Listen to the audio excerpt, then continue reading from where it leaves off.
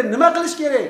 1-avgustda shu ish tadbirlarga qo'l urish uchun birinchi qiladigan ishinglar paxtani bu qonun endi bu yog'iga tavsiyalarni hammasiga e'tibor beringlar. Birinchi qonun paxta 95 sm bo'lish kerak. Nima uchun 95 sm?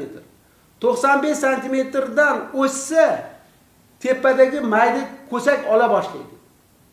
95 santimetr 12 shox.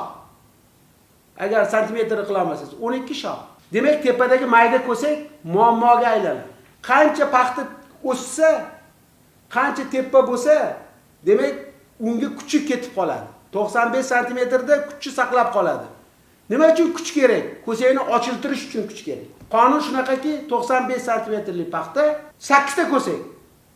Bu juda ham muhim. O'shanda avgustda biz ana programmani o'rnatsak effektiv ishlaydi. Agar 95 santimetrlik paxta bo'lmasa nima qilishimiz kerak? Hozir mexanik chekanka qilish kerak. Agar past bo'ladigan bo'lsa, bunga tez foydalanadigan o'g'itlar bor. Ammiakli silitra bor. Ikkinchidan suspenziya karbomitlik, suspenziya qilib bargidan 2-3 marta tez bersangiz ko'taradi.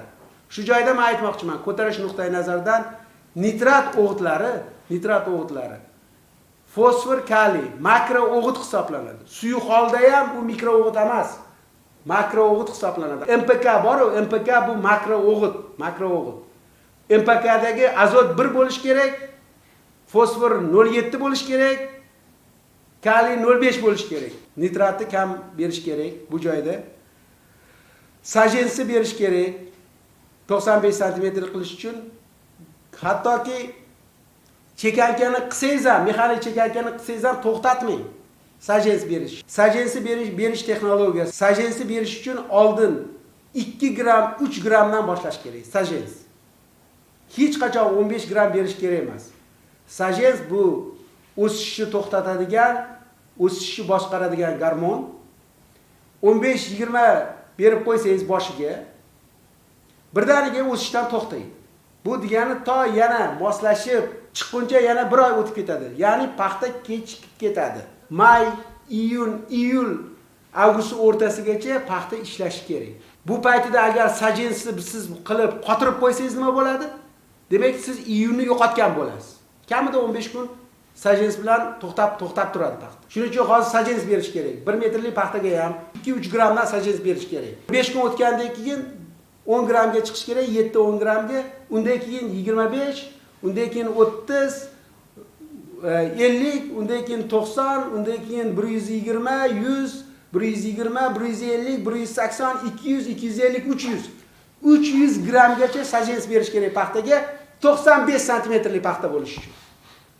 8 ta ko'sak bo'lish uchun. Ikkinchisi o't masalasi. Agar o't bosgan dala bo'lsa nima bo'ladi? O't bosgan dala bo'lsa siz uni boshqara olmaysiz. 95 santimetrlik paxta bo'lmaydi. O't bosib ketgan. O'tni havosi bor, mo'tadil. O'tni yomonligi ikkita masala. Ham kasallik chaqiradi, ham ovqatga sherik bo'ladi, ham bo'yi baland bo'lib ketadi. Soyada paxtani bo'yi baland bo'lib ketadi o'tni ichida. 95 santimetrlik paxta qilish uchun o'ti bo'lmasligi kerak. Demak, o'tni olish kerak. O'tni olish uchun glifosatni ishlatish kerak. Hozir ham glifosat sepsa bo'ladimi? Paxta gullayapti. Agar gullab turgan paxtaga glifosat sepsangiz, guli tushib ketadi. Changi rivojlanmaydi. Lekin siz uni gullab turgan paxtaga sepmaysizda, baland, shonalagan, agar kechqurun soat 6 dan boshlab glifosat sepsangiz, hali ochilmagan bo'ladi, buton bo'ladi. Unda sariq bo'lib turgan bo'ladi, yopiq bo'ladi. Sepasiz, ertalabdan keyin soat 7 da ekan ochiladi. Asosan 10 da ochiladi gul. Hech qanaqa ta'sir qilmaydi. Demak, hozir ham paxtaga glifosat sepsa bo'ladi. Sepmasangiz nima bo'ladi? O'tni qo'lda olish kerak. Qo'lda olsangiz nima bo'ladi? Ko'chatni shoxlarini sindirib tashlaysiz. Ko'chat kamayib ketadi. Xarajat bo'ladi. Sepsangiz keyin 90 santimetrlik paxta bo'ladi. Endi 8 ta ko'sak qilishimiz majbur. 8 tadan kam bo'lsa 200 ming ko'chatda. Men aytgan katta hosilni ko'tara olmaymiz. 8 ta ko'sak qilish uchun nima qilish kerak? Bor kislotasi berish kerak 250 gramdan gektariga. 11%lik sepish juda ham muhim.